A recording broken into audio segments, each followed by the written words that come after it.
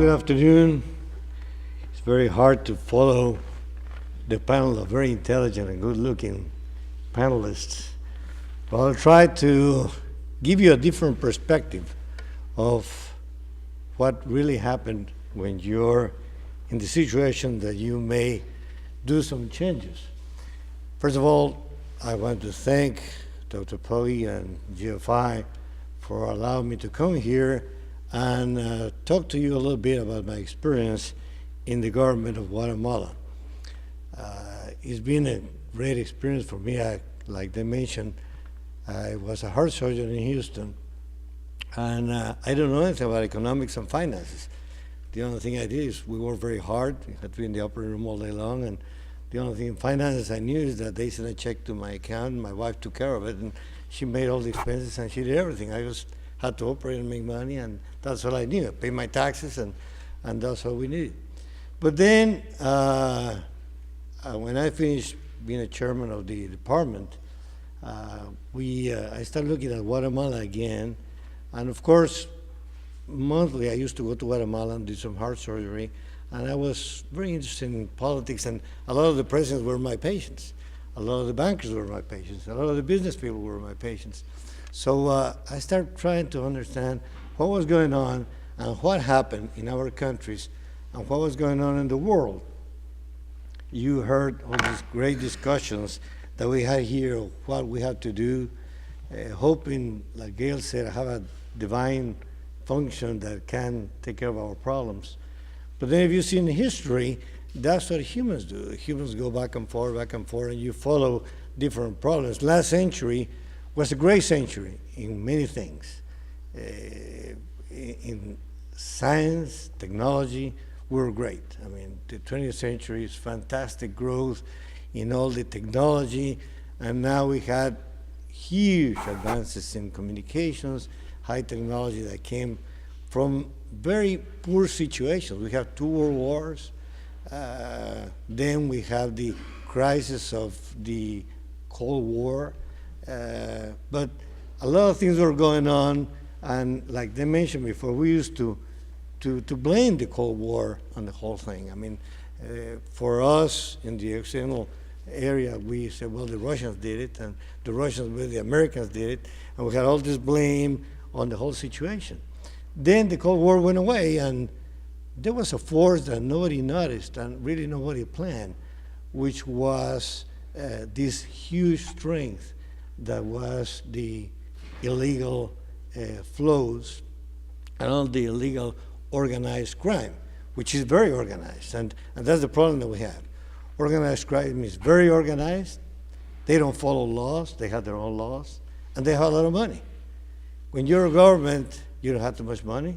You have to follow the law. And you're not very well organized. So there are 2 huge forces that you have to comply, and which side you take. And that's why I think these divine forces, USCD, UN, all the things, they had to comply, all these forces, and then we had to plan what we should do. In the year 2000, we had the Millennium Goals, and 149 countries got together and said, okay, we have to take care of this thing. So they made the goals. It was very simple. They planned it and say, in 15 years, we should be done, and everything should be fine. We came close to 15, and we're still there. Now our plan is, let's go to 15 more years. In 15 more years, maybe we'll do it. But that's what we had to sort of plan and understand what humans are all about and what we do. One of the problems, I think, you saw this big list of USCD. We had too many countries. And that's the problem. Every country had their own little thing. Sovereignties, they have their own kings and presidents, and they have their own interests locally. But they don't see the good for the whole planet. We don't see the good for that little country. And it's hard to get this divine force that will look at the whole concept of Earth, planet Earth, and what will be good for the planet, not for each country. I don't know, I don't want to get out of that thing, but I don't know if you've seen a book of an author called Hart, H-A-R-T, about the year 3000. It's his view of what's going to happen in year 3000, what's going to be. One of the things that he mentioned is that it will not be countries anymore. will be 5 continents. That will be the 5 countries. But they're still going to be fighting. I mean, the fights will be there. The other thing is it won't be a lot of little fights. There will be 5 big fights. And the whole book is about the fights that these countries will have. But let me tell you, coming from Guatemala, I don't know how many of you all been in Guatemala. I know Mr. Baker's been in Guatemala several times, and I hope next year I can invite you from the Central American Parliament to visit Guatemala. And we'll have a meeting like this with all the parliamentarians and let them know what's going on. One of the bad things of Central America is we had too many little countries, and we don't work together. We used to be together. Before, during the Mayan times, there was no countries. Mayans were from Mexico all the way out to Peru. It was just a big, big country. And I'm sure there were some problems in there, but not the problems that we have right now with a bunch of countries. OES cannot organize these guys, and it's very difficult to get everybody working. But Guatemala is a small country in size, but politically, it's a very important country because it's the gate to the South. I mean, when we talk about OECD and the big countries and G20 get together, G20 in Latin America is just Mexico, Brazil, and Argentina, but they don't ask us what's our problem. When they go to the G20, these 3 guys, they go there, they discuss their own problems. But nobody asks Guatemala, what do you want me to do in G20? What can we do in G20? We don't even know what happened in G20. They send us a report. That's what we decided. So we're not working organized. We're not together. Guatemala is a small country, 42,000 miles square. Now, we have now a little bit over 16 million inhabitants. Most of them used to be a lot of rural people, but they're all moving to the cities. We had a problem that they were attracting to the cities, so we increased poverty, we increased the problems because the rural practice, the rural agricultural production is having a lot of problems, and people, since they are so poor in the rural area, they try to move to the countries. It's like we moved to big countries. I was an immigrant. I was in Guatemala. When I was a student, I wanted to be a heart surgeon. I couldn't do it in Guatemala. So I came to the States. The United States opened me the gates to work in Houston. I worked with Dr. Bakey, and they were wonderful with me, but not everybody had the same luck. So migration is always a human situation, and it's something that happened all over the world. So that's what we're pushing the immigration laws to allow people under certain regulations to move wherever they want to. I always said, I'm a member of the planet Earth. I could go wherever I wanted to go. As long as I follow the rules and the regulations that I behave, I should be able to do whatever I want to everywhere I want to. But this is Guatemala. Our growth rate is pretty large, unfortunately. One of the situations that we have is we have a great culture, the Mayan culture. But with the coming of the Europeans in our areas, these people got isolated totally. And although they were extremely advanced when they were great, 20 centuries ago, there were 5 huge cultures. In this continent, just the Mayans. In the other side of the hemisphere were the Chinese, the Indians, the Babylonians, and the Egyptians. But the Mayans in this side of the world were great. They were great in astronomy, in mathematics. They counted very well. They used the 5s, they used the 10s that we use, but they were 5 20s to 100, so they had a 100 number. They were great astronomists. But suddenly something happened that these people got totally isolated in the mountains, and they got a lot of tragedies. And one of the problems is that they don't speak Spanish, which is the national language in our countries. So the communication, the record keeping, all our statistics got very disturbed because we don't have the means to communicate well with groups that speak different languages. Our statistics in finances are very grotesque, and I mean, we're a poor country. But we have a lot of contrasts. If you go to Guatemala, we have the largest parking for private airplanes a lot of people have private airplanes. We had the largest park of helicopters. I mean, it goes so ridiculous that in my daughter's school, high school, one of the kids come in a helicopter every day. They were the bodyguards, and they brought them a helicopter every morning, and they come up. They have special parking lots for bodyguards. So it's a special place for all the kids that have bodyguards. So there's a lot of discrepancy. There's a lot of money in a very small group, and there's not enough money in the largest group of the people. So that's what we faced. That's what we faced, and that's what I was interested in when I was in Houston doing heart surgery. I wanted to really understand what happened. So they convinced me to go into politics, and people told me that I was crazy. I've done a lot of crazy things in my life, so I said, well, let's do one more. And I decided to go. My family didn't want me to go, but finally I convinced them that I go. And I went. I tell you, I don't regret it. It was a great experience. It was great to be there and then see directly what the challenges are. All the things I heard this morning, we tried to complement, to imply. Mr. Baker was very helpful with me, and I'll tell you the story how I met Mr. Baker and what he told me, because I was really worried being vice president, not what I did. I was in charge of the economic cabinet. I was in charge of the social cabinet. The president has security cabinet. In Guatemala, the vice president is very active. I mean, they have by law, by constitution, there's some things that they have to do. One of them is the financial cabinet and the social cabinet. And you had to actively coordinate it. Well, I went to the first meeting. I didn't know what they were talking about. So I had to have a lot of advisors, start studying very hard to see what they were even talking about. And I really became very interested because I saw that that was the key to a lot of the huge problems that we had.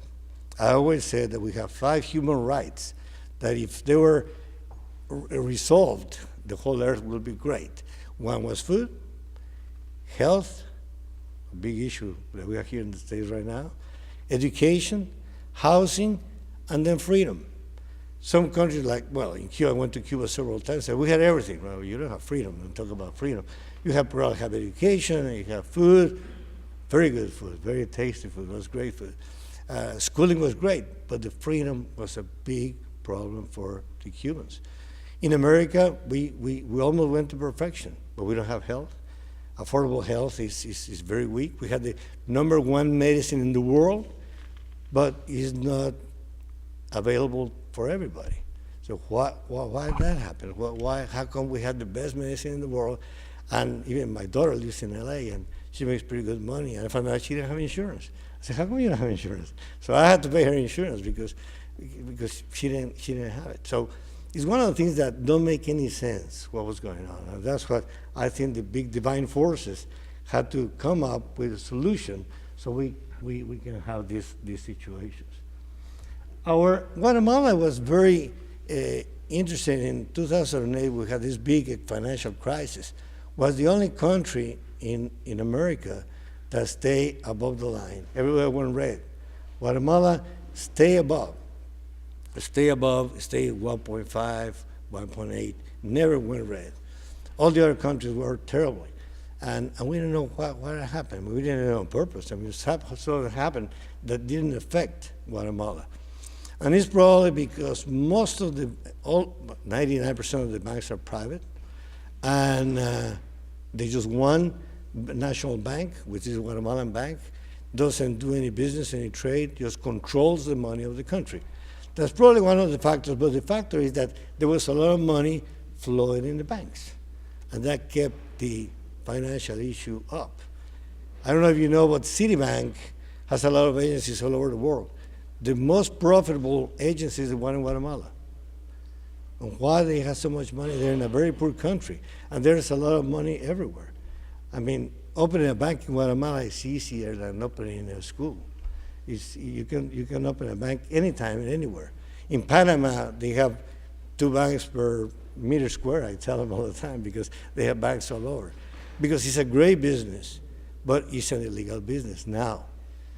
And money laundering was not illegal until 1985, as you know.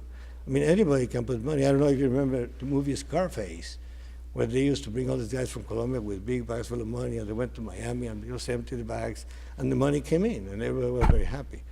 So in '85, they decided it was illegal for money, for money coming from drugs.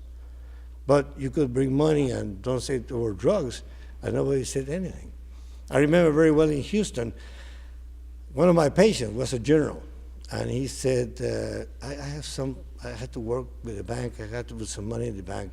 What bank you recommend me? I said, well, go to my bank. Funding bank is right in front of my office. You can go there. I said, probably I have some money to put on. But the guy went to the bank, and about half an hour later, I received a call from the president of the bank thanking me for the great customer I sent over. They invited him for a big dinner that night. They gave him a big limousine. And the guy almost sent him back in a private airplane to Guatemala. I mean, I don't know how much money he put in there, but it was nothing illegal. I mean, that money came in and out until September 11, where they found out there was a lot of illegal money compromising the security of this country. And that's what everybody started getting really worried about, those illegal fundings and those illegal monies that were going on.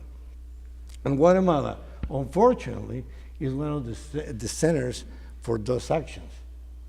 That's what Mr. Baker told me. I learned it from him. Guatemala, most of everybody thinks it's agriculture, the main force, but it's not. It's services. We have now international companies coming over and doing some communications, and banking.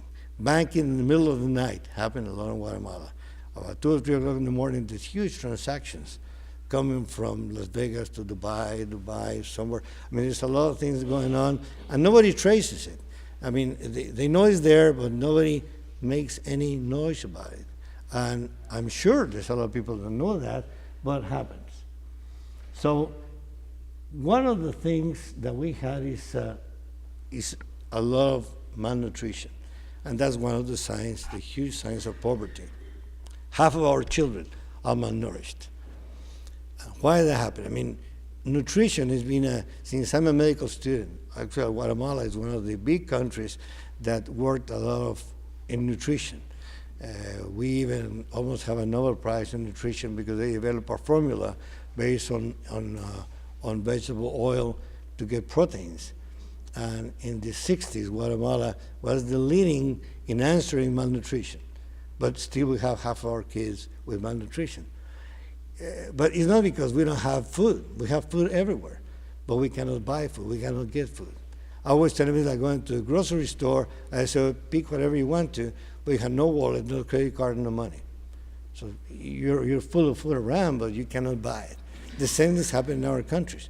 There's a lot of food, but people cannot buy, cannot get food. 15% is extremely poor, and it's a terrible problem, the malnutrition in general for the development of the country, for education, for health. Then let me tell you the story how I met Mr. Baker. I was in office about 2 or 3 months, and I was trying to find out why Guatemala was so badly qualified. And then I said, well, I want to find out who makes the qualifications, who tells OECD or who tells United Nations what's going on in Guatemala, because I knew that our information wasn't very accurate. I started looking at the information that we had, and even I asked the first day when I was in office, I told my secretary, how many employees we have in the government? He said, we don't know.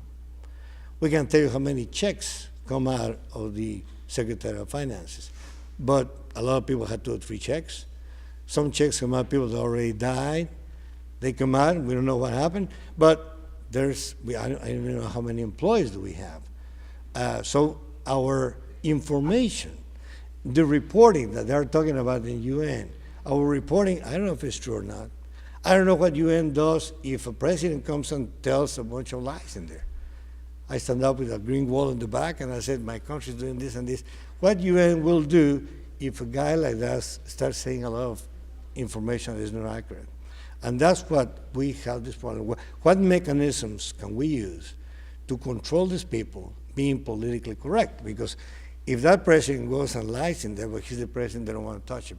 They want to wait until he finishes his term, and then they get him. But then it's too late, because there's nothing they can do. We have examples. The president of France, Sarkozy, was accused of having illegal funds in his campaign. They didn't say anything when he was the president. When he left, they make a big noise about his illegal funding. Now, 2 days ago, they said, no, it was a mistake. There was somebody else that did it. He didn't do anything.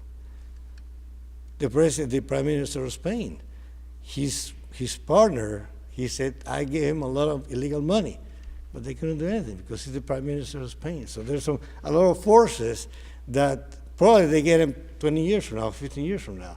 But we didn't resolve the problem immediately. So that's what goes very slow and frustrates the issues. When I was trying to find out about Guatemala, in my list, I have 17 agencies that I had to check was Freedom House and American Heritage and UNESCO, UN, and GFI. So I started visiting all the agencies and find out what do they think about Guatemala, what can I do to give good information for Guatemala. So I made an appointment with Mr. Baker. He was very nice, he received me, and he said, Mr. Vice President, I'm sorry that I'm gonna tell you this, but I've been looking at Guatemala, and he put a little paper, and he said, this is Guatemala. So he gave me a paper with these 4 things: corruption, tax evasion, money laundering, violence. So this is your problem. Take care of this and you'll be a good vice president. If you don't resolve it, you'll be terrible. And of course, coming from heart surgery, it was very hard at the beginning because I always tend to say I was a heart surgeon, I thought I could walk on water, and my patients were saying it was great, everybody said it was great. Then I became vice president. The next day, the press was saying I was an idiot, and it was terrible things. So at the beginning, it's sort of hard to pull from one side to the other and then see what's really happening. As soon as you leave the office, then you become nice again. But that's what you should do when you're in public office. You have to analyze everything and try to find solutions where you can get. So these 4 challenges I had to dare. So the first thing I asked the president, we had to get an office with competent people to analyze what's going on and to help me. Let's use the word transparency, which is a nice word, everybody uses it. I don't really know what that means, but it means that you're going to do it clear and you're going to try to do everything very nice so things flow well. That was my definition. I thought was transparency. It had to be more clear is what I think the word comes out in what you do. So I developed a special office of transparency. I got very intelligent and I selected very good people, honest people to work with me. I was lucky enough. So the first thing I found out is that I didn't have any information. My files were totally empty. I went to the president's files and said, I want to see what the last president let you have. He said, nothing. I didn't have anything. He just gave me a little report. They told me about everything was fine. He didn't have any documentation of the past president. I went to the office of the vice president, and he left a bunch of papers in there, but started reading and didn't say too much. There was no information at all. So I didn't have any information. And then I found out that Congress had for 20 years the Free Information Act. Was not approved by Congress by any means. So I started looking who's got the best agencies on information. And I found that Mexico had the EFI, which is the Federal Information Agency, and I spent a couple of weeks in Mexico, and I talked to the guy that was in charge, very nice guy, very honest guy, very nice fellow, and he gave me a technical group to develop the Free Information Act. I had to go to Congress and sell them to the senators. But fortunately for me, unfortunately for the country, they found that there was a movement of illegal money from the Congress, 85 million quetzales, which is about $10 million, were moved secretly to the Caribbean and was approved by the president of the Congress. Somebody found it was a big scandal. So I told him, you see it because you don't have any information. So I made him feel very guilty. Unfortunately, in a couple of days, it was approved unanimously in Congress, and they passed the Free Information Act.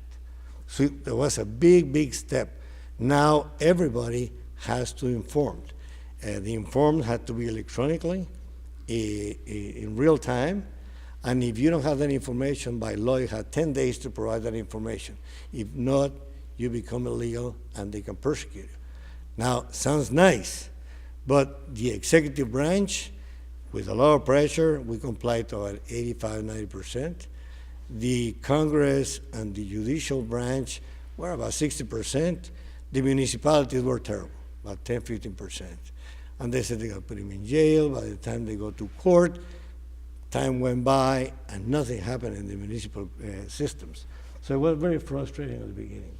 Then we don't have archives, so we put a law. Everybody has to have archives in their offices. We have to collect data. We built a lot of technical people come from Mexico, from the United States, from Brazil, and they helped me to create archives in the executive branch. Because I had to respect the other institutions. I couldn't get into Congress, although I pushed them, and I couldn't get into the judicial branch. But at least in the executive branch, we created the archives by law. Then we knew that organized crime was, we were heaven for the crime. I always thought, see, if I was a narco trafficker or I was a member of the mafia, where do I go? I go to a place where there's no legalities, there's a lot of poverty, no communication. We're a small country. Not even OECD looked at us very well because we're so small that nobody looked at us. And we have a great bank that at night transfer money. I go to Guatemala.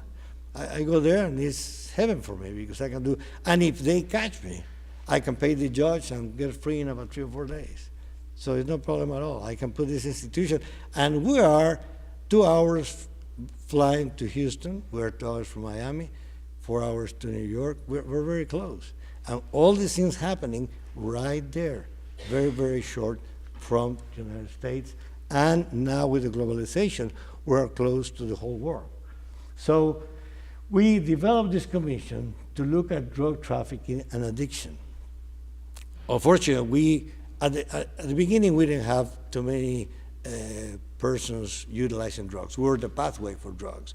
From Colombia, came to the States, going through Guatemala. But then the different groups start fighting, and they start having fights. And see, it was illegal. There was fights. And then the army came in. Then the members of the army decided, like the Zetas in Mexico, was the alpha group for the drugs. But they noticed that if they work with the drug dealers, it's more profitable than working with the government. In the government, you're very protected. They may kill you, they may kill your family. But if you go to the bad guys, they pay you well, they protect you very well. And being in the military, they knew the system. So that's what the Zetas were created in Mexico. The alpha group became the Zeta, and now the Zetas are the ones that pass the drugs through Central America into the United States. Then we became very creative. We didn't have cocaine or we didn't have plantations. We were just the pathway. But then the chemicals came in. So all the substitutes of drugs, natural drugs, started going into chemistry. Pseudoephedrine is one of the precursors for crack and ecstasies. So in our little countries, that is such easy to do, we start doing factories for crack and ecstasies everywhere. We start finding out that in their homes, they have a garage thing like that thing. There's a series of movie where there's a guy there that is a professor at the university, and he has his lab, and he sells drugs. But the thing that thing happened in Guatemala. In Guatemala, we have factories everywhere. And pseudoephedrine was not forbidden in Guatemala. It was forbidden everywhere except Guatemala. Actually, Guatemala had a factory of the base of pseudoephedrine. We were selling pseudoephedrine to the whole world.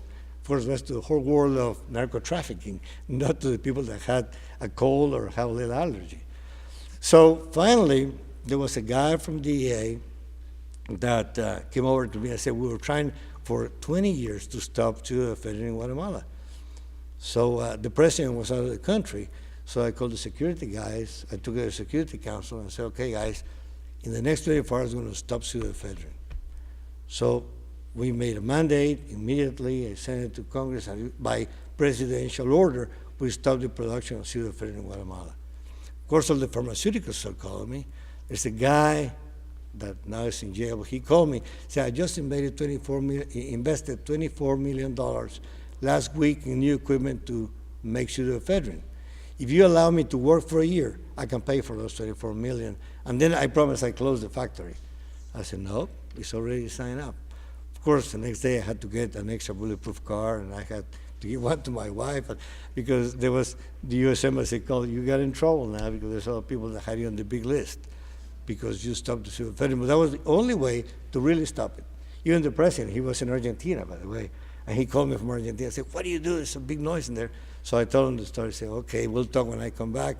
When he came back, it was done. So didn't have too much choice. So we just had to swallow it. But that's the only way to really stop that illegal action that was so strong in Guatemala. Due to this commission, where we're looking at drug trafficking. Then we sent to Congress a transparency policy, which is hard to really get it because, like I said, transparency is sort of a word, everybody uses it. What really transparency means. We stop all the illegal associations that we used to have, all the secrecy of banking. And that was a big issue too. Banks were totally secretive. We couldn't get the names of anybody under the excuse that, well, if they know I have money, they may kidnap me or they're going to extortion me. So people were protected under that thing not to reveal their accounts. So we push it, and we passed the law, but in about 80%. There's still some issues that haven't been very clear. But at least now, there's no anonymous association in Guatemala. Everybody had to have nominative actions, and if you have money in a company, you have to add your money, your name, and your name has to be there. Your first name and your last name has to be there in your money accounts. Then we made a public expense observatory. That's another thing, is that we don't have quality of expense in the government.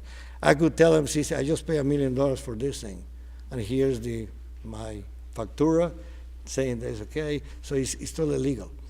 And the government came over and said, yeah, it's legal. You pay $1 million for this. But say, you're crazy. This is not worth $1 million. But there was nobody to regulate that, to regulate the quality of expense in government. So we created an office to regulate quality of expense and then to pre-qualify the Project Investment Council. Everybody would deal with somebody, had to be pre-qualified. So we had to analyze everybody we make business with. In order to have business with government, you had to pass a screening, which was very hard. We had to eliminate a lot of people. I developed a lot of enemies because a lot of friends, patients, even relatives of mine that were involved in those things, and I was excluded them. Because I'm sorry, your company don't comply with the requirements of government, we have to exclude you from the list. So a lot of people didn't like too much. Now, money laundering was very easy. Just come from two things in Guatemala. One is from banking, and the other is in construction. Construction, there was a lot of money that was moving around. I went to the International Construction Sector Transparency Initiative to start initially in Belgium. Then when they took that office to Africa, because they noticed the same thing we did. In construction, there was a lot of illegal funding. There was a lot of money in these big government projects, making roads, bridges that sometimes didn't exist. But I built 20 bridges somewhere and nobody saw it, and at the end, where are the bridges? I don't know, something happened. Or I started construction. In the middle of construction, say, I had no money anymore. But you invested in there $10 million, what happened? Well, I don't know, it wasn't enough. So those $10 million disappeared, the construction gets midway, and then the flows go away, and nobody follows that at all. So construction and banking were the worst, or the most active agents for money laundering. So we had this cost sector watched by the European Union, and we start analyzing all the construction sector. Extractive industries also were very great in tax evasion. All the tax evasion in gold mainly was terrible. We're huge producers of gold. Guatemala has gold mines everywhere. But there were companies there was no regulations, there was no control. There was not even a lab in the country to see how much gold they were extracting. And I went and see, I never knew anything about gold, so I spent a couple of days in the mine seeing what do they do. And they got these tunnels, they go there, they have these big rocks, they put in these huge tanks where they melt something, becomes very liquid and red, they take a sample, and they send it to a lab in Mexico. And I didn't know that gold and silver came together. So they said in that sample was 80% silver and 20% gold. So there were huge breaks coming out. a bridge about this big, nobody could lift. They had to be lifted by machines. I think they were done on purpose, and nobody can steal them because they were very, very heavy. But I said, well, who checks the amount of gold? I said, this is the lab in Mexico. So I sent somebody to look where the lab in Mexico was. And the lab didn't exist. There was just an address in Puebla, but we didn't find the lab. They just came out with numbers, but we didn't know where the lab is. I sent this engineer to look where they're producing, they were checking the things, and we didn't find the lab. They said, no, we just moved. We just moved to Monterrey. So we're tracing the labs, and we couldn't find a lab. And I said, why can't we have a lab in Guatemala, where we can see how much gold you're taking? But just tell you a story, how they can extract. And then there's a lot of leftover when they do the melting called waste. That waste is a waste, so they threw it away. But we found the waste, there was a bunch of gold too. So all this waste went away somewhere, went to Canada, and suddenly that waste became very useful and made a lot of money. So just to tell you, how did they do these industries and extractive processes where they not just destroy the environment, but also take a lot of money from the countries, and they don't leave anything. The profits, the taxing for the gold in Guatemala was 2% of their production. It was ridiculous. I said, it's our gold, it's our stuff. At least we should tax them 60%. I was proposing 60 for us and 40 for them. Of course, they didn't want it. So right now, they went up to 7%. As a big favor, they're going to pay us 7%. Then money laundering, we talk about the situation. Now it's supposed to be illegal. I say supposed to because they're still going on everywhere. Contraband is a big thing too. Contraband has been everywhere.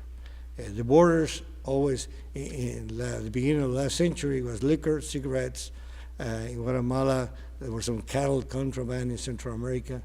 And what the drug leaders did is, instead of building up their own groups for trafficking, what they did, they talked to the people that used to having contraband, they hired them, and since they knew the routes, they knew the ways to pass things without seen by security, they did the contraband with drugs. And you can see here, this commission was trying to get it.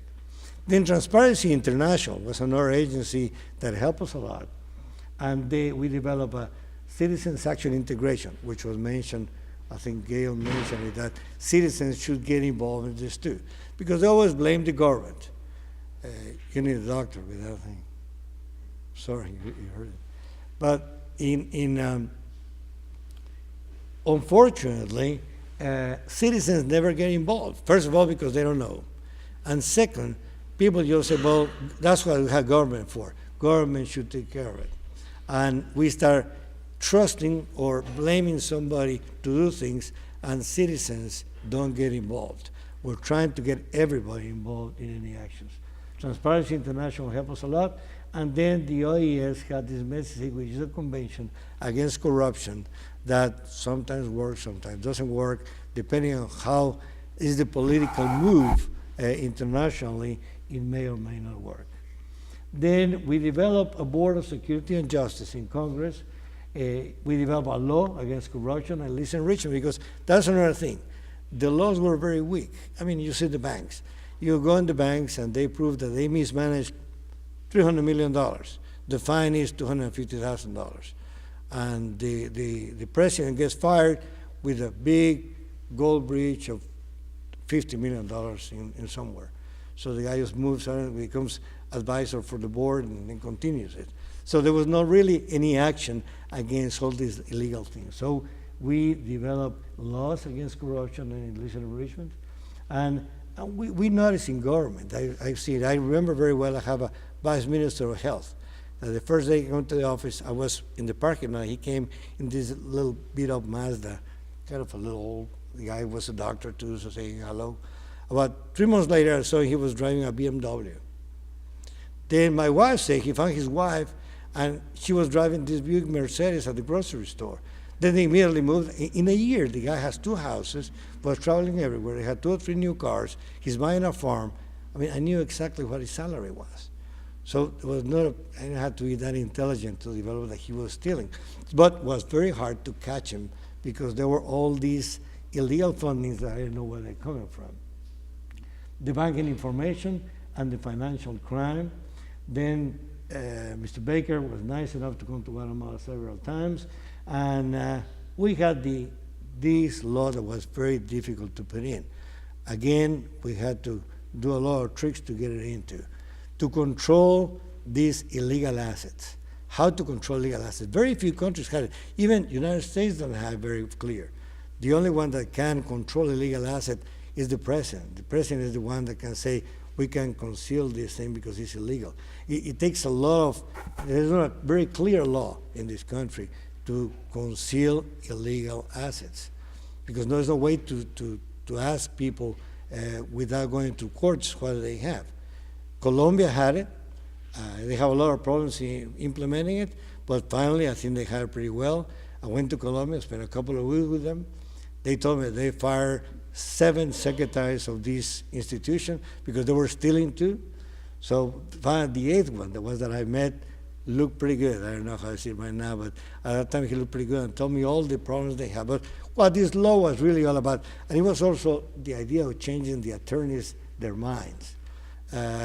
In the law, you're not guilty until they prove that you're guilty until they prove that you really committed that situation. Everybody's innocent until they prove that you're guilty. But in this situation, what we did is, I'm going to say that you're a thief. But what I'm going to say is that if you have this house, I want you to show me how do you pay for this house. And if you don't show me within 60 days that this house, you paid this house with your money, then the government takes that house and becomes part of enters into the government. Then we follow later on and we prove that he's a thief or not. But I don't persecute the person. I persecute the subject that I suspect was stolen.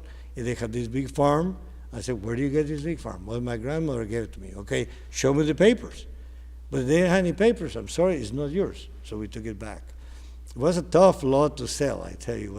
I had a lot of opposition, the editorials, human rights, people that were violating these things. But we were in a situation that there were a lot of people with a lot of illegal things that they couldn't prove they were theirs.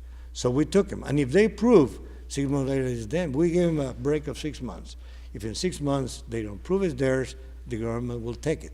And then the government will cash it, because we didn't want the government, a lot of buildings and houses, because it was a problem for the government to run all these properties. So we signed a law to sell them. But we have to be very careful. How do you sell them? Because the drug dealers can buy them back. And if they can get into the system and buy them back and they had it again. So we have to create a system where we can sell them in a transparent way, in a legal way, and stop the amount of illegal assets. I mean, we have a lot of people, I mentioned the airplanes. Amazingly, I have friends of mine that have 3 or 4 airplanes. I said, how do you get them? Show me, well, here's the bill. I said, but where do you get that money? How much money you're making a year to really pay for those airplanes? So it sounds very good. It's difficult to implement it, but it's there. At least was approved by Congress. We're working very hard. And the vice president is the one that runs the office, the commission. It's run by the vice president, the attorney general, the minister of defense, the minister of the interior, and a member of the Supreme Court. Those are the 5, 6 people that looked at this commission to maintain it, assuming that the 5 members are good people. Sometimes we may have a bad guy in that group too. We may have a bad attorney general, we may have a bad vice president, we don't know. But at least the system is there, and was Mr. Baker that was instrumental to help me to create this. Then you mentioned the PEP law, which was very useful. My family was upset with me because with the PEP law, they check me monthly, all my bank accounts. My accounts, my wife's, my children's, my mother, my father, my brothers and sisters. They were on the list. Because my sisters were very upset. Why in the hell you get into this thing now they're looking at my accounts? I'm sorry. You got something illegal, you go to jail too. I don't care, you're my sister. But we have to look at the things. So now at least they're looking. And of course, when I left office, I have 5 people from government looking at all my accounts. I put $5 on my account, they check it and see, be sure that it's legal money. But at least we put this law, it's working very well. This is the day I announced it. Of course, you see all the ministers were not very happy when I told him that he had the PEP law going on. I saw all these South faces. Actually, Fuentes Knight is here by my side. Meta knew him very well. He's a very good, was the Minister of Finances. He was very helpful. The Minister of Defense, you see the uniform, he got a little scary face of what was going on. But we passed the law and he's there. So really the magic word, probably that divine power, has to be based on transparency. Transparency and information. And it has to be 7 days a week, 365 days a year. It's a constant effort. And no matter who the president or who the vice president is, it's a constant effort. It has to be pushed and pushed and pushed because it's never perfect and it's never 100%. So this is just a little capsule of what we did. Now the new government is having some problems implementing it because they were my opposition. They are the ones that fight me with these laws. So now I'm in opposition. I can criticize them very well too. So it's a political game. And that's unfortunate when politicians start playing games. Because that's what the problem, we're seeing in this crisis now. When politicians get into games of self-gaining, that's where we have problems. We have to have people with a world vision, with more honesty and with more responsibility about the country, about the people, and sometimes sacrifice your own family, your own interests. When you're in public office, you have to work for the people. Thank you very much.